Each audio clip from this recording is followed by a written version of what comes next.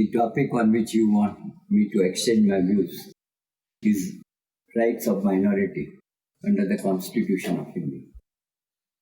I am grateful to you for giving me an opportunity to have a discussion with you.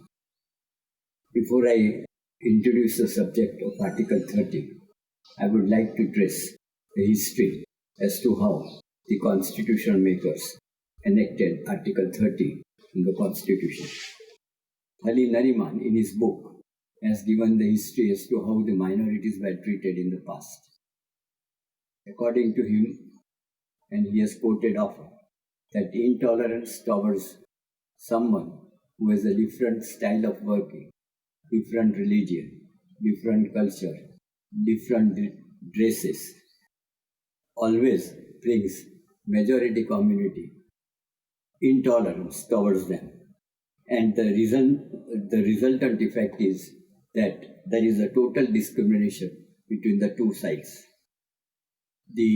Every government faces this problem, and more the majority, the lesser attention is given to the minority, rights of the minority, and attempt is being to eliminate them, being the majority in government.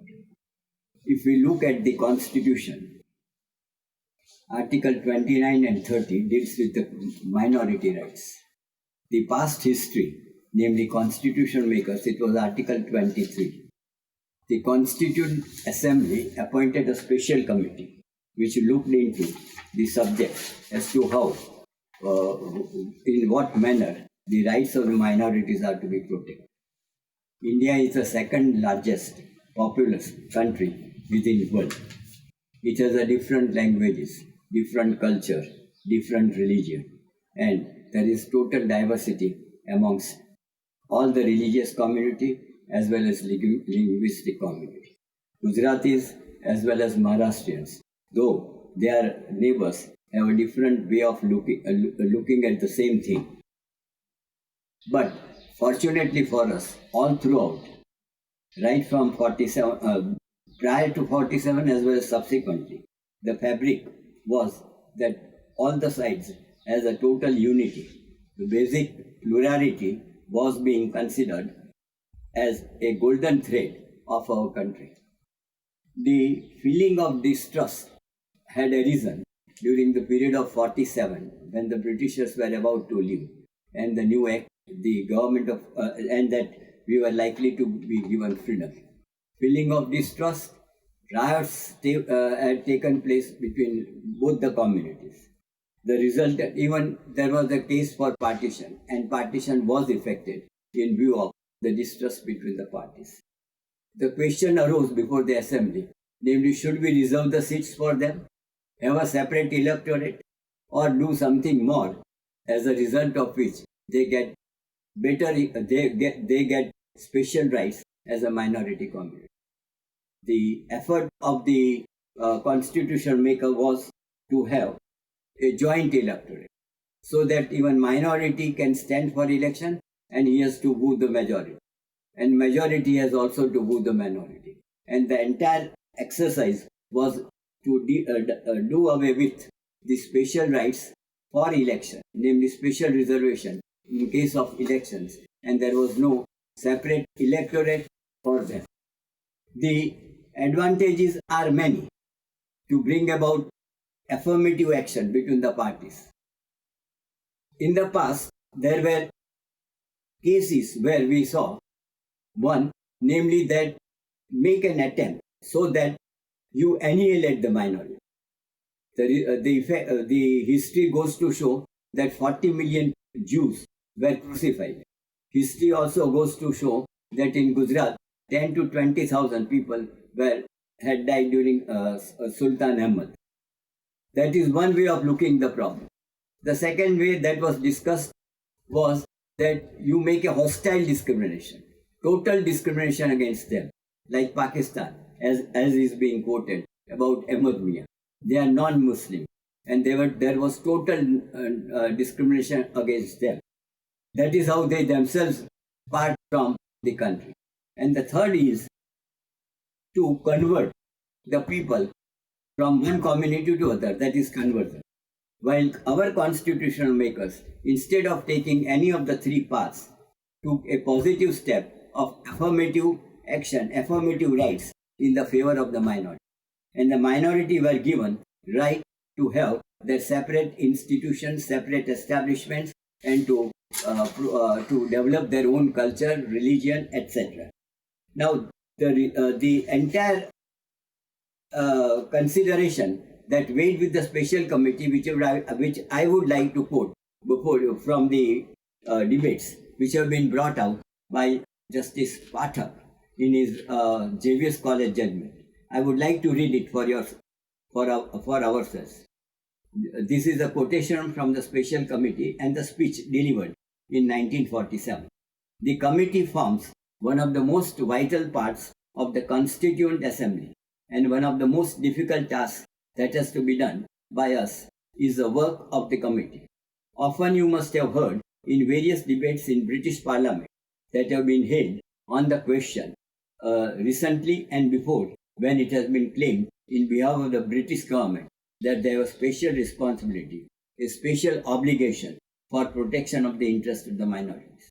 They claim to have more special interest than we have. It is for us to prove that it is a bogus claim, a false claim, and that nobody can be more interested than us in India in the protection of our minorities. Our mission is to satisfy every interest and safeguard the interest of all the minorities to their satisfaction. A quotation from Justice Pathak's judgment from Indian Constitution by C. Ram. Now, they went to further. The constitutional makers wanted to have preservation of culture, and that is how they brought about Article 29.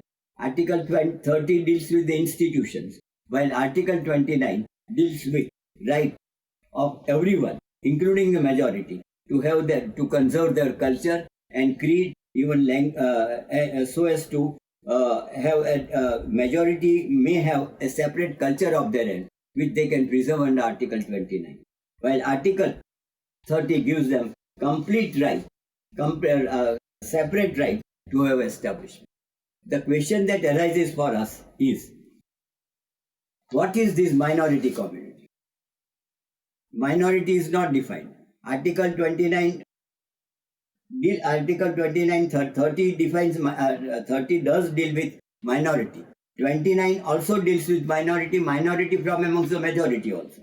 But 29 does not speak anywhere that they are dealing with minority rights. Now, according to the UN Subcommission on Prevention of Discrimination, which I would like to quote so as to bring about what the United Nations meant, the term minority includes only those non-dominant groups in population which possess and wish to preserve stable ethnic, religious, or linguistic traditions or characteristics markedly different from those of the rest of the population. Such minorities must include a number of persons sufficient by themselves to preserve their culture, traditions, and character. But the last, which is more important, is such minorities must be loyal to the state of which they are nationals. So dominance as against the minority, and the minority must be loyal to the state where they are residing. This is what the word minority has been understood by the United Nations.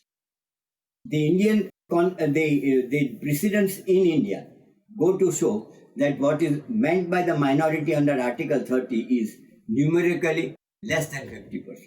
Numerically less than 50% of the population of the state if there is a state law, or of India if it is a union government law. A linguistic minority would also be considered within the state. Namely, Gujarat is a linguistic minority in Maharashtra. It may be a linguistic minority in Delhi, or in Calcutta, Punjabis may be in linguistic minority. Therefore, in a given state, a majority may be different, but minority institutions are given complete separate rights so as to preserve their culture. The question that arises is, this minority community, minority rights relating to religion and culture. Now, what is the concept that has been laid down by the precedents? But before we go to them, we would like to know what is this 29 and 30, Article 29 and 30. 29, it appears to be 30 is complementary to 29. 29 refers to preserving the culture and conserve its language effectively. And 30 provides for an establishment of institution. Even if you don't establish an institution, still you have a right to conserve your culture without having an established institution. The language, script or culture is different from establishing an institution, and you can, like Vivekananda or Brahma Samaj, they did it, and they are preserving their culture within the state of Calcutta, within the state of Bengal. So, establishment and administration of the institution is totally different from that of preserving a culture which may not require even establishment of institution. And it may be unconnected with the educational institutions. Normally we understand when Article 30 crops in, namely it is for establishment of institution. It may not be so. Similarly, let us look at Article 19, which also requires consideration. Article 19 does provide for a right to freedom of occupation.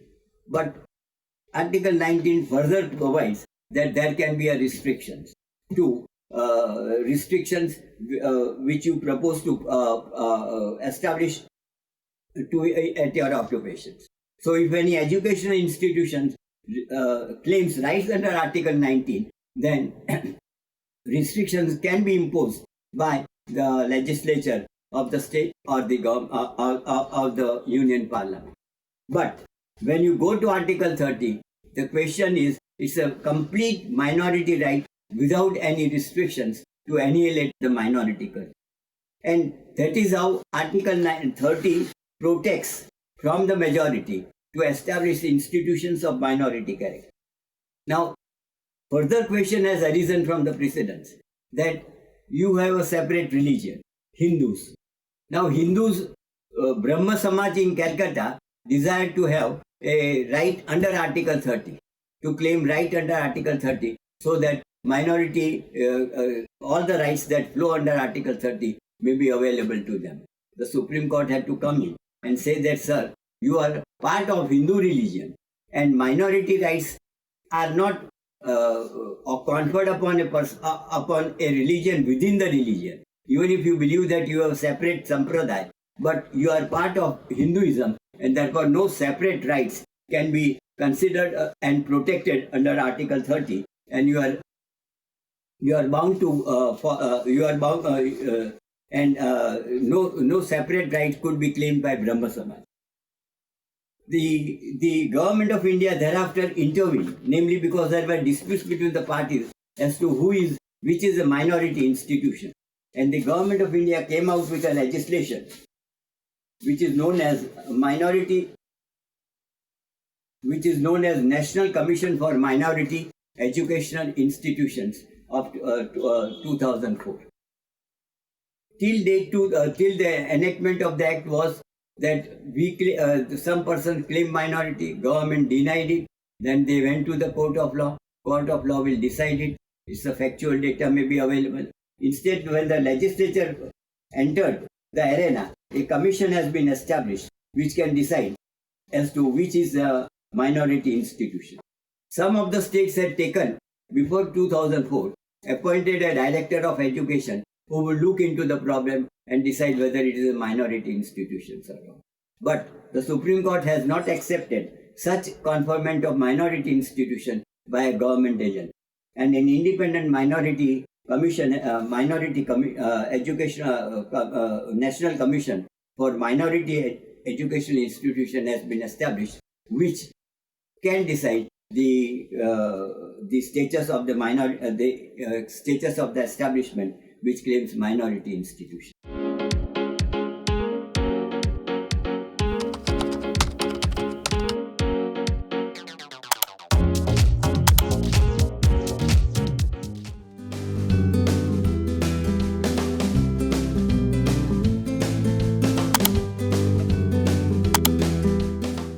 said act also provides a further right, namely right to affiliation, which normally JVS College said that there is no right to affiliation as such, but the Act provides a right to affiliation with certain regulations that may be provided under the university regime, which provides for such affiliation. Having regard to these considerations of Article 30, 29, and 29 and 30, we would now have some further discussion on the subject through case law. The first case that is always taken care of is the 1958 Supreme Court regarding Kerala Education Bill. When the question arose in government of Kerala was being governed by the Communist Party, the emergency was required to be imposed in view of the conflicts that arose between the parties, between the two communities in Kerala. It was apprehended by the minority community, namely Christians in Kerala, that the bill that was proposed by the Kerala government would strike at the Christian church, and that is mainly Catholics, that they will eliminate the Christian religion within the state. They would expropriate the minority communities. They will totally regiment the education, and they will indoctrinate the impressionable minds of the school-going children.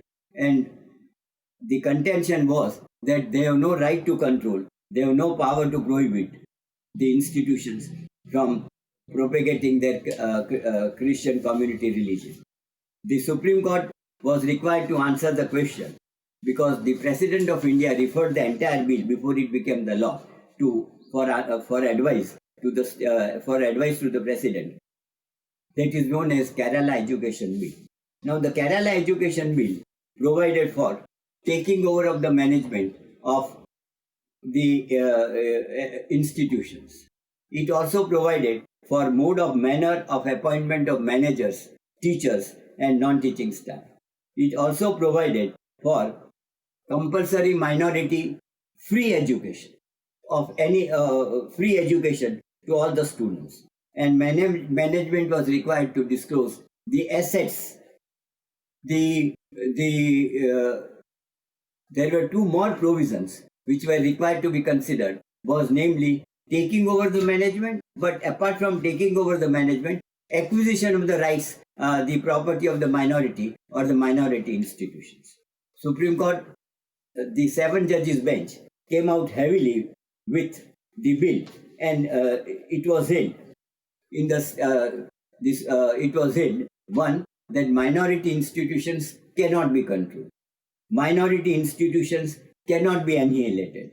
Minority institutions have a right to preserve their own language or have their own religion, and no interference in the management of the institution. But a separate note was prepared, namely caution was given, namely if they need affiliation, they have got to go the rigors of the affiliating university, which may require certain conditions to be imposed, regarding the teaching eligibility of the teachers or of the students, which was treated to be a regulatory. But the Supreme Court did not enter into further controversy between the parties on since the questions that were referred to were only 2 or 3, and Supreme Court struck down the clause 14 and 15 of the bill, which led to regimentation of the minority community. The next case that is being always quoted before us when we discuss the minority is the St. Xavier's case, which is St. Xavier's case, and which was cleverly argued by passionately argued by late Sri Palkhiwala before the Apex Court. St. Xavier's College, situated in Ahmedabad, was a part of affiliated to the Gujarat University. Now it has autonomous status. This is as late as 2000 prior to 2000. The Gujarat University Act was of 1957. It got amendment and introduced several provisions which required consideration at the hands of the court. There were, if we look at the provisions of the Act, well, first is Section 33A, which required any institutions which wants affiliation must undergo the recruitment policy as framed by the Gujarat University.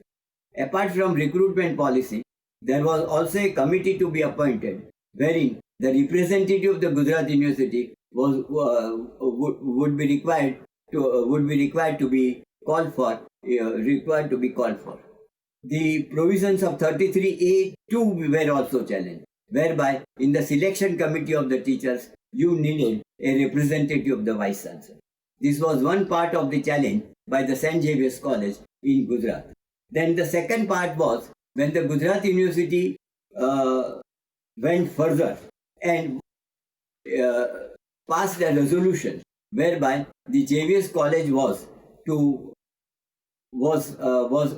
resolved to be a constituent college of the Gujarat University. That is Section 41. 41 provided, namely the moment the University Senate passes a resolution that any college affiliated to the university would be a constituent college, then several matters would go to would be governed by the university management and would lead to annihilation of the minority character. The fees were to be prescribed. Even the institution was required to make contribution.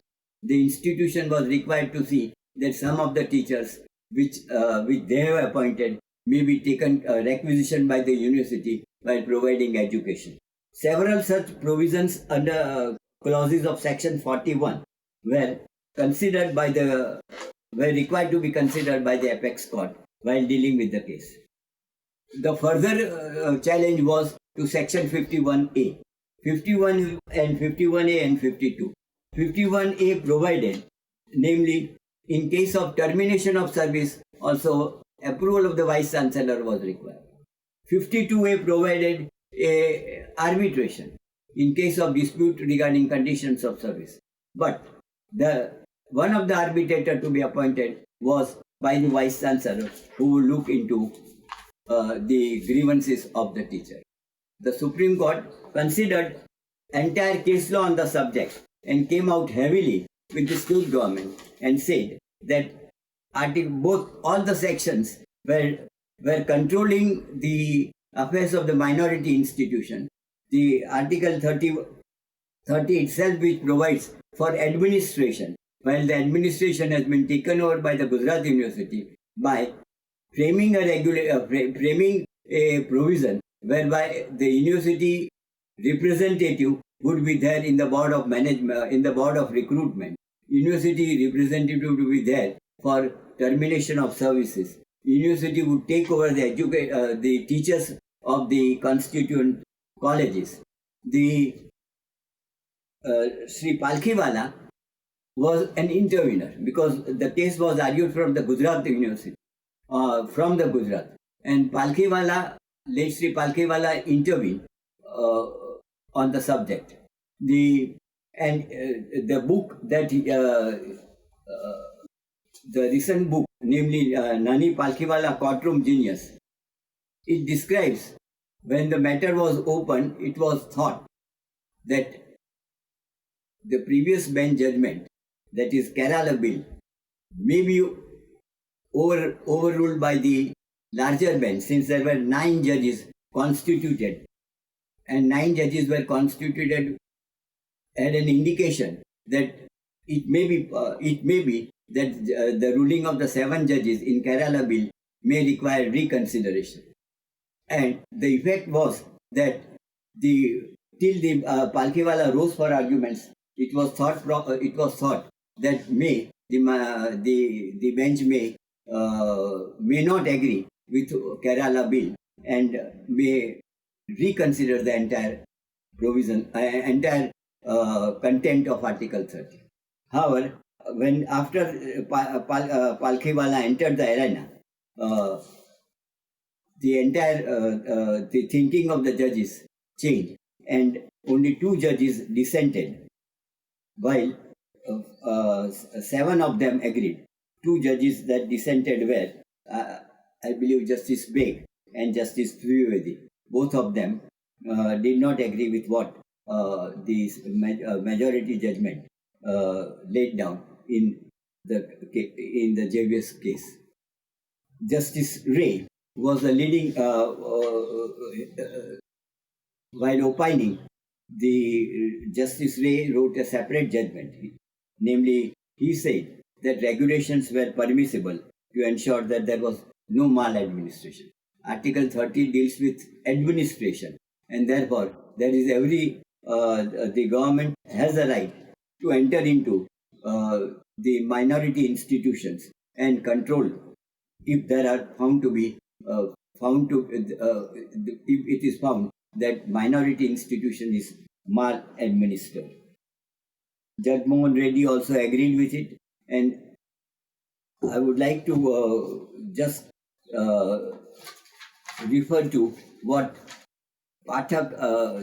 Justice Pathak had in his mind when he wrote when he also expressed his opinion on the subject. But what was pointed out by him.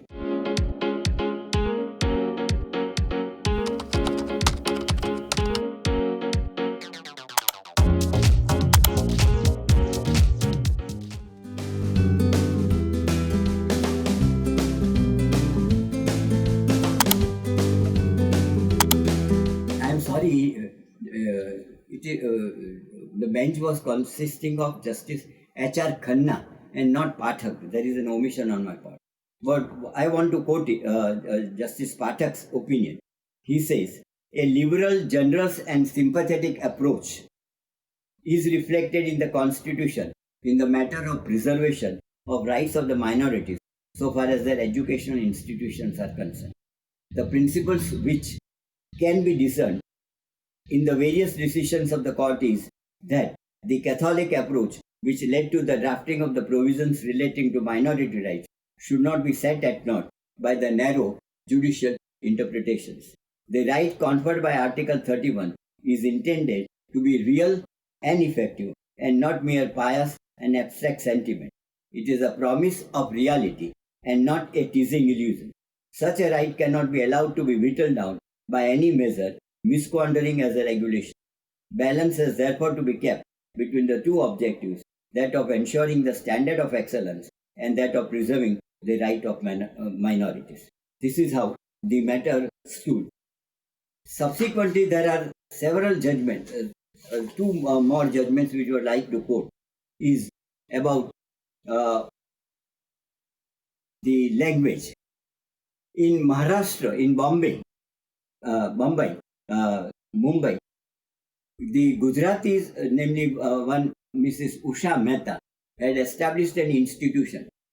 The instructions, medium of instruction was English, but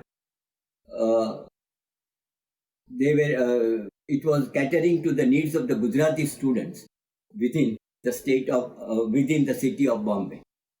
They were being taught Hindi, English, and Gujarati.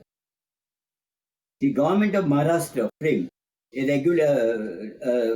regulation in the nature of legislation, whereby they compulsorily impose that any institution within the state of Maharashtra must teach Marathi as a language to the students.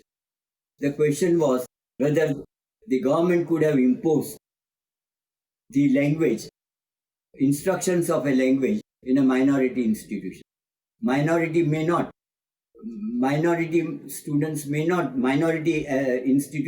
not need the studies of the language which is being spoken of within the state.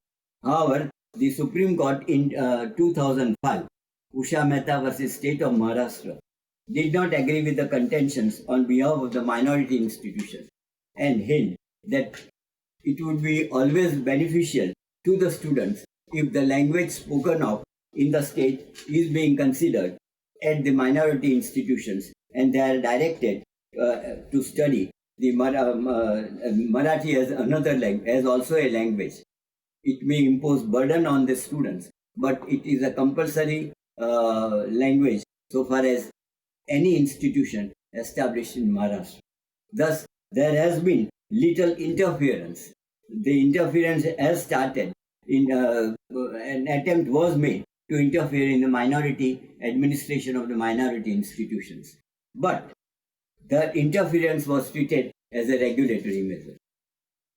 In state of Karnataka, in 2014, the government wanted, the state government wanted that the minority institutions must have medium of instruction which is not of their own choice, but which the state government would dictate, namely of their own, of the language which is being spoken of. The Supreme Court came heavily on such a legislation and held that mother tongue is a right which is a fundamental right. Two, minority institutions have also a right, apart from teaching mother tongue, but to have a medium of instructions other than mother tongue. The government could not have imposed mother tongue as a medium of instruction. This attempt was also made in the state of Gujarat, within the state of Gujarat, when Gujarat University imposed, namely all colleges must teach in Gujarati, which has also been struck down by on the basis of Article 66 of the Constitution of India, Entry 66 of the Constitution of India. And there cannot be any compulsion as to which medium of instruction should be considered by the minority institutions for cultivating the students in their own institutions. Right to choose a medium of instruction is a right assured under Article 30 of the Constitution. Next came the judgment recently in 2019, that is Chandana Das versus State of West Bengal, which is relating to the Khalsa Girls Schools. Now, Khalsa Girls School is a minority institution so far as state of West Bengal is concerned. It was run by Punjabis, and Punjabis undoubtedly are in minority in the state of West Bengal. They were teaching, the medium of instruction prescribed in the school was Hindi. They had applied for affiliation, and the teachers were also appointed. But the state insisted that they should be appointed with the approval of the Director of Education. The challenge was made from the Calcutta High Court to the Supreme Court of India, and recently Justice Rohinton Nariman held that it is for the minority institution to decide medium of instructions. Two, there cannot be waiver of rights of minority, even though they might have claimed, they might have applied for consideration as to whether it is minority institution or not. They can contend before the court of law that Article 30 enables them to protect their own language. It was further argued that since it is Hindi medium of instructions, there is no question of preservation, there is no question of minority, because Hindi is a majority language. The court again reiterated that medium of instruction cannot decide whether the institution is minority. The judgment is important because it also provides that there is no estoppel under against Article 30 if the minority claims the same and is entitled to its own preservation of the community. The judgment also held that there is no question of approval from the Director of Education as regards appointment of the teachers. Thus, these three judgments plus JVS College and Kerala provides provides as to what the minority institutions can have and what the minority institutions cannot. But still, there is one more judgment which requires consideration. That is in as early as in 1988. That is Christian Medical College Hospital versus Christian Medical College Vellore Association. It was a dispute between the Teachers Association and the management. The Teachers Association approached the Industrial Court under the provisions of the Industrial Dispute Act as regards the change in conditions of service.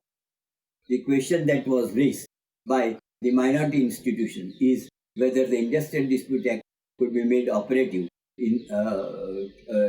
can be made operative and applicable in respect of dispute between the minority between the teachers of the minority institution and the manager. While dealing with the content of Article 30, the Apex Court considered and relied upon the Constitution of United States 14th Amendment, which said that there cannot be an abridgment of privileges nor or immunities granted to the citizens. The United States, it has been held that right to contract is always a right or the privilege, if you consider, and it can be entered into without any regulatory measures. In United States of America, what is known as yellow dog contracts. Yellow dog contracts meaning thereby that the management imposed upon the teachers that you cannot be a member of the trade union, either you leave it or either you disassociate yourself from the trade union or you leave the job. Such a yellow dog contracts were challenged, and the Supreme Court of America held that these are regulatory measures for the benefit of the minority, and it can be regulated anywhere, so as to bring about harmony between the management and the teachers. Same view was reiterated by our court in this judgment, which is known as medical college, hospital and association. And the Supreme Court said that the effect would be, namely that there will be total harmonious relations with the teachers. The Supreme Court said that Industrial Tribunal will be an independent, objective body which can always decide the disputes, and there cannot be consideration that it would be interfering with the minority rights and minority. Now, the question that was posed by the management was that in St. Xavier's case, the Supreme Court had struck down the provision for the arbitration. But the Supreme Court said that we had struck down because there was one clause which said that there would be an appointment by the arbitrator. The appointment of the arbitrator would be by the university, which is a third party, which could not have interfered in the administration of the minorities. The Supreme Court therefore held that in order to maintain harmonious relations, all the general laws that are applicable to a majority community would be applicable even to the minority institutions. The last case that is being considered is about the provisions of Article 15(5) of the amended Constitution and Article 21A of the Constitution. The Union Parliament had enacted Right of Children to Free and Compulsory Education Act 2009. The Apex Court held in the judgment that the said act would not be applicable to the minority institutions which are not aided by the government, and they have a right not to accept the students of the underprivileged classes if the government were to direct. However, those institutions which are aided and even majority unaided institutions can were required to have 25% of the students from the underprivileged classes.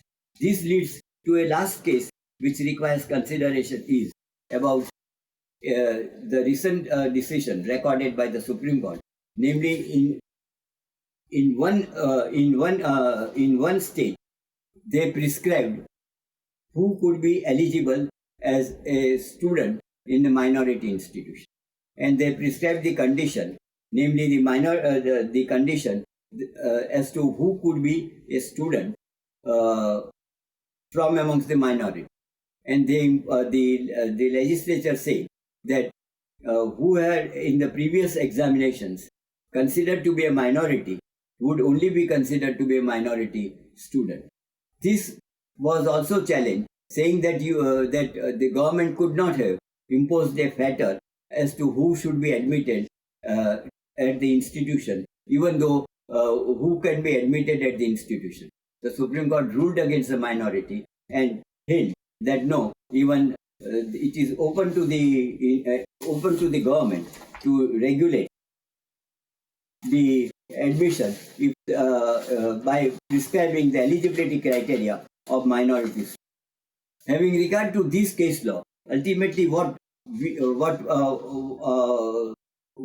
if we summarize, the summary of what has been held so far is: 1, that they have a right to establish institutions; 2, they have a right of choice; 3, that the institution must be established by minority community; 4, that even it can be by a philanthropic person from a minority community. It need not be the entire board.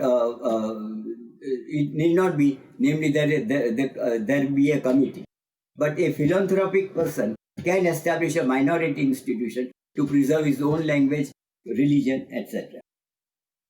They had a right to admit their own students of their choice, which is now being regulated, namely the eligibility of being a minority can be considered by the state. They can appoint teaching staff without any interference. The head of the teaching institution, namely the principal of the college or headmaster, has to be appointed by the minority by the minority without interference from any part of the government or director of education. They have the right to enjoy their own properties and assets for the benefit of the institutions. The Article 30 has been amended that if you are inclined to acquire the property, see that the right of the minority is not being annihilated and the institution is not totally brought to destruction. Now, this right is not absolute. That is what has been always stated in all the judgments leading from Kerala Bill Education, Xavier's, and other case laws. It is being decided by the government, by the apex court in Kerala as well as in Xavier's. Namely, you can frame regulation: 1, to promote efficiency; 2, to bring about excellence of the institution; 3, to bring about conducive atmosphere for the institution as an effective vehicle of education. Prescribing qualifications for the teachers is also one of the regulatory measures. An outsider may not be associated with the governing body, but for the purpose of ensuring efficiency, can be associated for purpose of ensuring efficiency.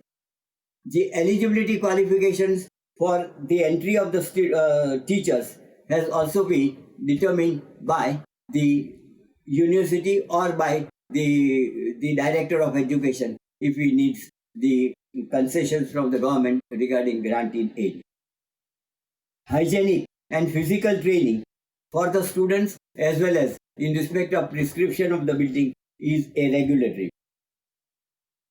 But the minority cannot have an anti-national activities, therefore national outlook can be a regulatory measure so far as the minority institutions are concerned.